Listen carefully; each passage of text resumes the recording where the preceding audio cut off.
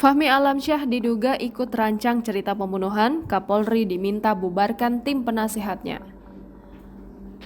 Fahmi Alamsyah, bekas penasihat Kapolri, diduga ikut membuat skenario kasus pembunuhan Brigadir Nofriansyah Joshua Huta Barat yang dirancang oleh Irjen Verdi Sambo.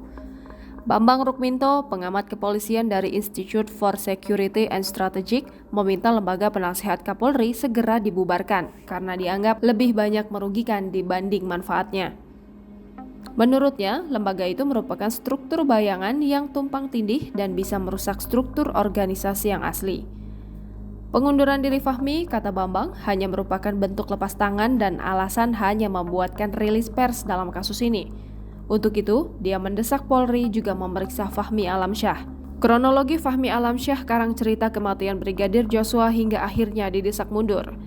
Fahmi Alamsyah, penasihat ahli Kapolri bidang komunikasi publik, ikut terseret kasus pembunuhan berencana terhadap Brigadir Nofriansyah Joshua Huta Barat.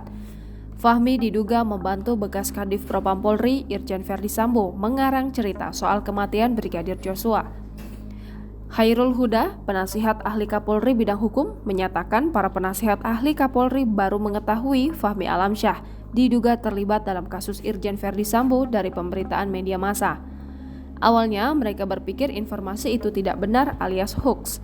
Bahkan, kata Khairul, para penasihat ahli Kapolri sempat memberikan saran agar Fahmi Alamsyah memberikan hak jawab atas pemberitaan yang beredar di media sosial untuk membantah semua tudingan tersebut.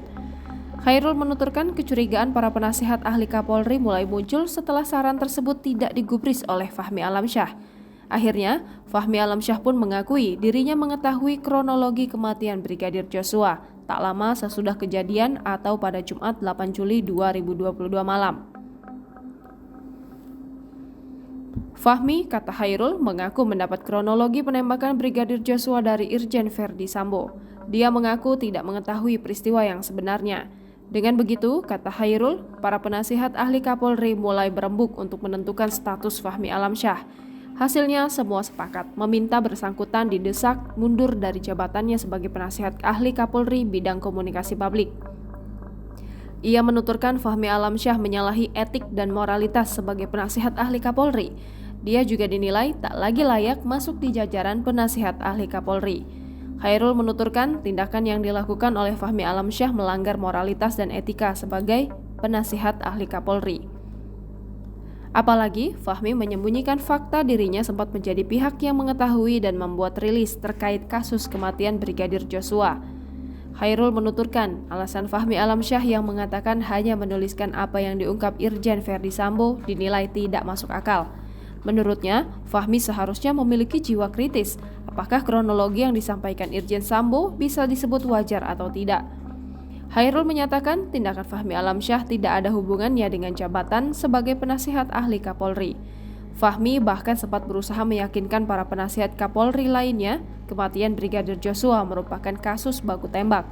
Khairul menjelaskan Fahmi Alamsyah selalu mengirimkan sebuah cuplikan analisis hingga link pemberitaan kepada para penasihat ahli Kapolri. Isinya gambaran yang memperkuat kasus kematian Brigadir Joshua merupakan kasus baku tembak.